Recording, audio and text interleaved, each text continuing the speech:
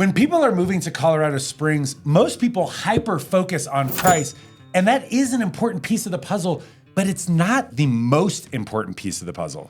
That's right. El Paso County itself is massive. It's the size of Rhode Island. So if you're only focused on price, you're going to get really confused. Price can vary all over the city. So in today's video, what we're going to do is a little personality test to see which part of the city might fit you best. Because there's 4 major lifestyles or 4 big neighborhood styles, as it were, across El Paso County. So let's get in and figure out which one is right for you, because you never know. It might actually be worth being a little house poor to be a little more life rich. All right, jumping into bucket number 1. Now, whenever we get a call from a new client moving from somewhere across the country, this is like the number 1 request that we get. And if you've been dreaming about waking up to literal nature in your backyard, spotting deer on the porch in the evening, hitting a trail before breakfast, then this one is certainly the neighborhood for you. This is the Colorado that most people dream about when moving here. So generally what people are looking for when they're looking in this bucket, the Colorado dream, is they want something that's heavily wooded, that's got nature. Typically, it's also associated with some of the top school districts here, District 12, District 20, maybe District 38. It also, the homes themselves are typically custom or semi-custom. It's less common in these types of neighborhoods to have a lot of tract homes. A lot of these homes are also, therefore, a little bit older. It's very, very common to have things built in the 70s and 80s, which also sometimes actually feels like they're bomb-proof. Don't be afraid just because they're a little bit older. So these neighborhoods, it's not just one particular space. It's actually a lot of major neighborhoods in Colorado Springs. That's why people decide that they want to move here. Okay, Kyle. Okay, Sam, what are the neighborhoods? Well, we're gonna go to the map here. We've got the Broadmoor. Now, the Broadmoor is world famous. Everybody knows about that. There is kind of old money, big houses there. When I think of mansions in Colorado Springs, my first thought is always immediately the Broadmoor. But just south of there, you also have the Broadmoor Bluffs. This really gets up into the foothills, climbing up a little bit higher. These still have a little bit bigger lots, but it's very common that you're gonna see deer, maybe some bear, maybe some lynx, maybe some turkey, all kinds of animals up there. And it's gonna really feel like you're living in the mountains, but you're still in the Colorado Springs main area. Now, this is something that doesn't even show up on Google Maps, but this area over here is called Skyway.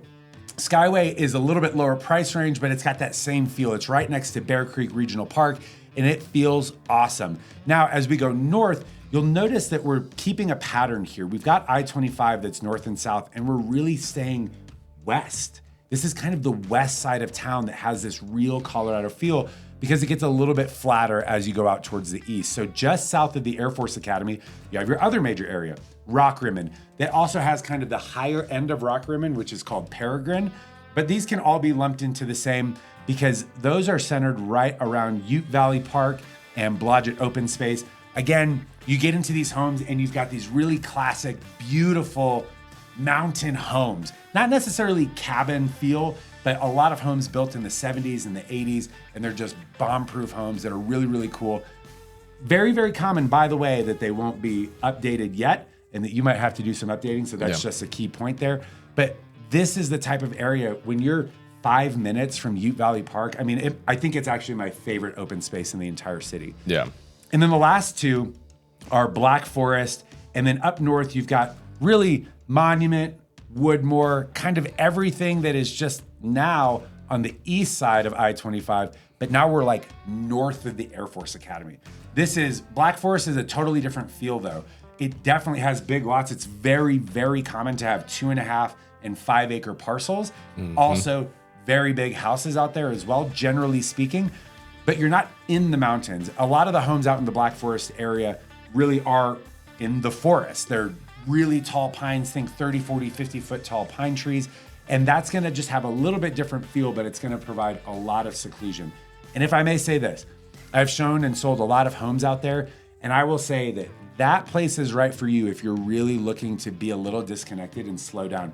Even when I go out there for an afternoon and then I drive back to the city, I'm thinking to myself like, wow, This was so peaceful. And it actually almost becomes a little bit stressful driving back into town because you're like, how do I live out here? But it's a lifestyle choice. Like you are choosing to live a little bit disconnected, Now, I've already kind of alluded to this, especially with Black Forest and the areas up north, but you're definitely going to be a little bit more separated from the downtown area. Even the Broadmoor Bluffs, while it does look like it's really, really close to the city, it can be a little bit surprising because these roads are really windy and you can be way up there in the bluffs themselves. So you'd be surprised, like it looks as the crow flies very, very close to the downtown area, but it's also still going to be about 25 minutes.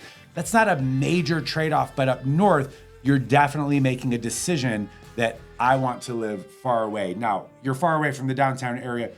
And what's interesting is that Chris kind of lives out here in Black Forest. I live down here kind of in the old Colorado City area. And it's about the same distance for both of us to the Denver airport because of how far tucked back people can get. So that's the major, major trade-off. And then lastly, there's a whole video about this, but it's the price point. That's going to be probably the most prohibitive thing when it comes to these areas, because like Sam said at the beginning, everybody that moves here tells us that that's what they want. But you got to understand that that is the most desirable place in all of Colorado Springs, or those are the most desirable locations and fields that everybody's looking for. But those neighborhoods, while amazing, are not right for everybody. So if you're picturing kids on bicycles and neighbors and knocking on the door and say, hey, can little Devin come out to play?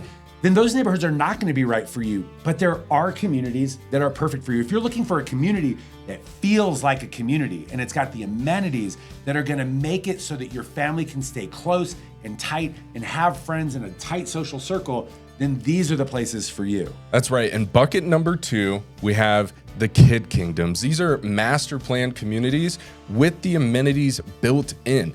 This is mostly going to be on the eastern half of the city, and you're also going to be in some of the top rated school districts like D20 and D49. While they feel a little more cookie cutter, like I said, those amenities are built into the community. Parents love these areas because their kids can grow up with the same group of friends. And this is especially important for people in the military that have been PCSing all the time and they just feel like they're lacking some stability with their kids. However, what's really cool is that's just a piece of it. But what about a community that has a summer concert series or food truck Fridays or pools or pickleball courts? Things that actually bring the community together. That is what makes these communities so magnificent. So some of these communities for you, Banning Lewis Ranch, this one is arguably the king of amenities. We've done a video just on Banning Lewis Ranch before, so make sure you check that out. But if you're looking for a neighborhood, like Kyle said, that has pools, pickleball courts, gyms, trails, parks, open spaces, this is going to be a great community for you to look in. It's also situated along the eastern side of Powers, right in the kind of core shopping area on the eastern side of the city. Another one is Wolf Ranch over on the eastern side of Powers, northeast corner of Powers and Woodman. This one feels like its own little town. Water features all over the place, family events, tons of new construction. So if you're looking to get out of the mid 2000s with your construction, this will be another great area to check out. In Cordera, it's a really tight-knit community. This one's going to be just north of Wolf Ranch, also on the eastern side of Powers. That's the theme here. Most of our new construction and most of those master plan communities are going to be on the east side. But this one's a really tight-knit community, thoughtfully designed. D20 schools, lots of parks, and high curb appeal. And then finally, just a little more upscale version of the Kid Kingdom, moving a little bit further north, is going to be Flying Horse. This one is big homes, golf courses, really kind of luxurious community centers all spread throughout this neighborhood. It's one of the top rated master plan. Well, that's the one that's going to feel, for these, that's really going to have that country club feeling because it literally has a country club and it has most of the communities out in the Flying Horse area are gated as well. But that neighborhood is really spectacular. It is constantly rated one of the top neighborhoods in Colorado Springs as a whole. And so the amenities that you're getting with these, while some of these areas do still have old growth trees, that is potential, but it's not super common. But what you're getting, like we said, are the community centers and all of those things that come with that. But you're also getting really, really easy access to just the amenities of the city. You're close to the Powers Boulevard that has everything. Costco, Lowe's, Dick's, Target, if that tells you anything about what might be around that area. And then as you move north, now you're really close to things like Shields and Bass Pro, which are really obviously huge stores. But then you've also got iFly, you've got the indoor go-kart tracks, you've got the Ford Amphitheater. Like that area has Top Golf. It's a mecca for family activities that is why people want to live close to those, because they're looking for the fulfillment and activities for themselves and their families. Now, this might be a trade-off for you, but you are not going to avoid HOAs in this area. But on the same token, or flip that side of the coin, the HOAs are going to keep these places really nice and really beautiful, and might include some other great things like snow removal, trash removal, etc. The other trade-off is you're not going to get crazy mountain views in this neighborhood. But, and on the same token again, you're going to have schools inside of these communities, making life really convenient and really accessible. So what if you're looking for something a little less suburban, or maybe something a little less all-inclusive? You just want solid, stress-free, with a 15-minute Target run still in your lifestyle. If you want good schools, a bit of space, a backyard, and still something that's close to all the amenities that you need, well, this is going to be the zone for you. Now, these neighborhoods are going to feel like a traditional suburban layout like you might find anywhere, but of course, always with the touch of Colorado Springs, that you're going to be able to see Pikes Peak from just about anywhere, which is amazing. But these are no HOA. Most of them, and if they do have HOAs, then they're going to be a lot smaller and not quite as comprehensive. These communities are not master plan communities, but they were at some point when they were built, 1990s to early 2010s. These were kind of the hotness. A lot of families look at these areas and that's where they want to go, because you still have that really tight community feel. You also still have really good school districts there. You're going to have D20. You might have a little D11 or D49. And if you're up north just a little bit, you actually might peek into District 38 as well. And then the price ranges really can be anywhere from $450 to $650, but it's gonna vary widely depending on which particular neighborhood you're choosing to live in. Now we're gonna cover these neighborhoods from south to north, just the main ones that really encompass this lifestyle, and they're all really spectacular neighborhoods, starting with Stetson Hills, and you can see Stetson Hills Boulevard cuts right through the middle of it. So it's super easy to find on the map, and this 21 that's running north and south, that's obviously our Powers Boulevard. And so Stetson Hill's main draw to it is that it's affordable, first of all, and then it's got that super easy access. I actually used to live over on this side of town, and I was able to get to Lowe's and Costco all within like 7 to 10 minutes. That's super awesome. But it's also really good access to Peterson, easy access out to Schriever, and the airport as well. Now, as we move north, we've got the Mac Daddy of all neighborhoods. This is probably the most popular neighborhood in Colorado Springs, where a lot of families are looking to move, and it's Briargate. And I think the main reason is, again, because there's no HOA. We hear that all the time. Now, HOAs out in Colorado Springs, we're not gonna dive into this, but you just have varying levels. So don't be completely turned off if you see an HOA. But in Briargate, you don't even have to worry about that. But what's cool here is that you've got this classic suburban feel, but you have access to Rampart Park, John Venetia Community Park. There's a major hospital up here. And then of course, as you go west, you've got super easy access to I-25. You can get to the downtown area in 20 minutes. You can get up to Shields and Topgolf and those areas super quick as well. So it really is probably the most convenient neighborhood in all of Colorado Springs. Now, as we go even further north, now we're north of the Air Force Academy. And this is where we're starting to poke to the very outer edges of Colorado Springs. This is Northgate. Northgate is beautiful. Now the lots might be a little bit bigger, but the area up there is gonna be a little bit higher end. There's this really easy to understand thing in Colorado Springs that kind of, as we go north, we get a little bit more expensive. That makes a lot of sense, right? Because we're getting closer to Denver, and people have also moved down from Denver and they live there but commute. Now, as we're getting into Northgate, I don't want to get too out of control because it says Northgate right here, but if we go too far, then we're in Black Forest. If we go too far north, we're in Glen Eagle. But the Northgate area is just generally newer construction and a little bit higher end construction. The lots are a little bit bigger. and it's beautiful. And again, has really, really great access. People that love living up here, there are also people that want to get to Denver a little bit more often, or even the Castle Rock area. But then the #1 rated community year after year, according to at least niche.com and a couple other websites, is Glen Eagle.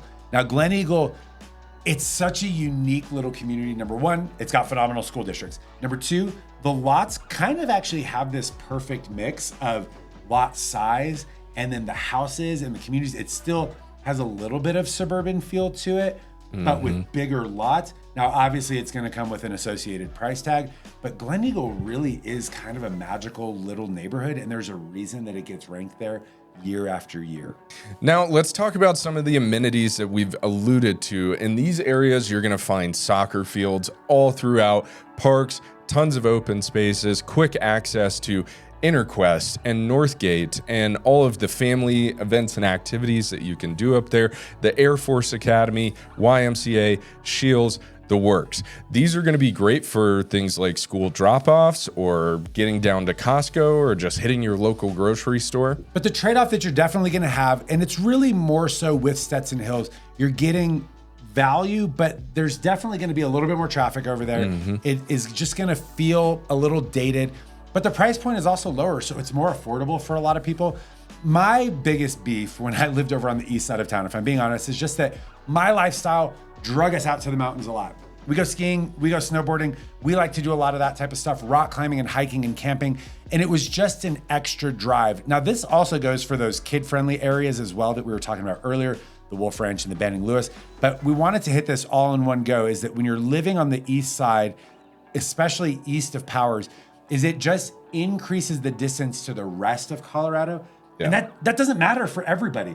But for me and my lifestyle, that was like a major driver that drove us to move over to the west side of town, just to cut that time and that distance down. Now, that same thing for me actually exists as you move north to like Glen Eagle and Woodmore and Monument. It's the same kind of trade-off for me, because we don't go to the mountains up 25 and across 70 through Denver. For us, we like to go south on 25 and then go across 24.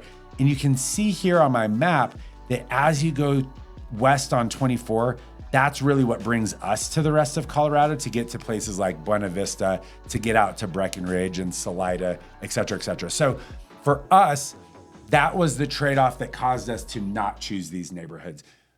But there is one more type that is a very hyper-focused part of Colorado Springs. If you don't really want a big yard, if you want the most character possible in your home, if you want to be able to walk to coffee shops, if walkability score is actually something that's really important to you, then these neighborhoods, and by neighborhoods, I mean really single area of Colorado Springs, is the one place for you. Now, in these neighborhoods, or really this kind of one singular area, you're gonna find older homes with tons of character. More character than maybe just cookie cutter curb appeal. This is gonna be closer to the downtown kind of cultural art scene. You're gonna find more of our local restaurants, shops, craft breweries, and kind of all of that whole scene right there, right? It's very, very convenient access to all of those things, but you are gonna have a little bit less space and a little bit less parking options.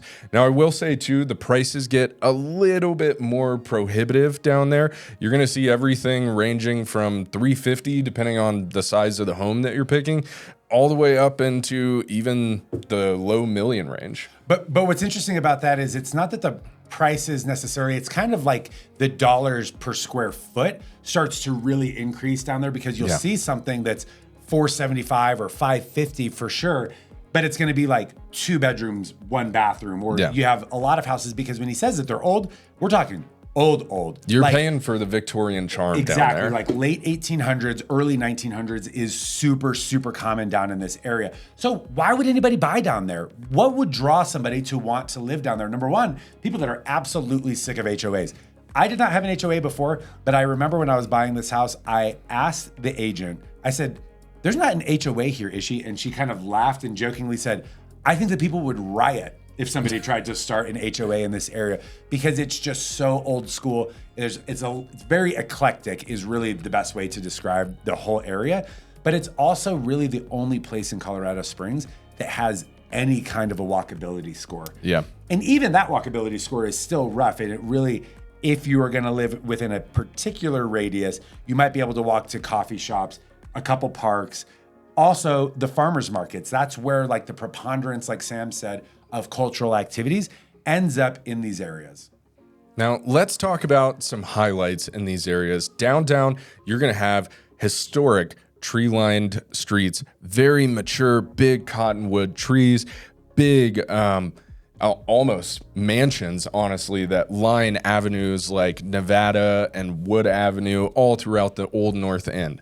In Old Colorado City, you're kind of going to have that Wild West feel meets like an arts district. Over in Ivywild, it's been revitalized all throughout, and this is where you're going to find some fantastic craft breweries, some really good local restaurants and other shops. And over in Manitou, it's a little bit more funky, a little bit more full of charm, right? A little bit more eclectic, but you're going to be a little bit of a hike away from like the rest of town. Now, these areas, you're definitely going to be identifying that there are sometimes tighter streets, especially in places like Manitou, but they're going to be tighter streets, a lot of street parking like over in Old Colorado City and Ivywild. That's super, super common. But you're getting things like the farmers markets, which is probably the most popular thing in all of Colorado Springs, especially in the summertime. A lot of your craft and local breweries are located in the Old Colorado City area and the downtown area. You're also getting places like Story Coffee, Gratitude, which is a mocktail bar. You're getting Mossum and these like the local eateries. I think that's really what defines this segment of town. The personality is local. Yeah. There's no other way to describe it. Up north, it's a lot more commercial, but downtown, it is local. That's where all the nightlife is. That's where all the mom and pop best restaurants are. That's where people go for First Friday art walks. It is that area that tourists come to visit. Tourists aren't coming here to go to Topgolf. They're coming to go to the downtown Colorado Springs area. Listen, we know that we've now helped you identify your personality and the neighborhood lifestyle that you might be attracted to, but we didn't really do much of a deep dive into the specifics, like the nitty gritty of, tell me more about the school district. Tell me more about commute times. What about price per square foot? And what are the price ranges? But our boy Chris did do a video on that. In fact, he did a whole 2-part series video that you should go watch, because that is really going to help you define what areas are right for you financially and strategically.